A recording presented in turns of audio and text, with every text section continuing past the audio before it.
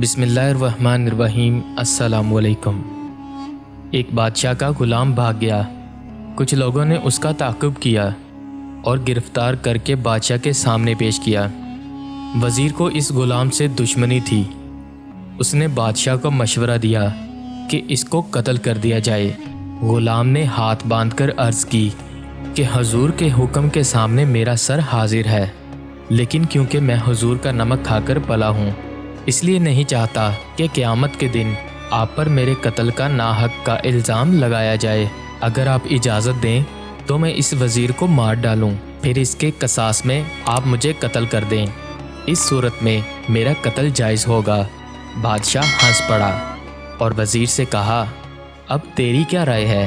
اس نے کہا، جہاں پناہ میری رائے میں یہ مناسب ہے کہ خدا کے لیے اپنے بزرگوں کی قبر کے صدقے اس کو آزاد کر دیجئے، ورنہ یہ ساتھ ساتھ مجھے بھی مروا دے گا۔ جب تو کسی دشمن پر تیر چلائے گا تو جان لے کہ تو بھی اس کے نشانہ پر ہے۔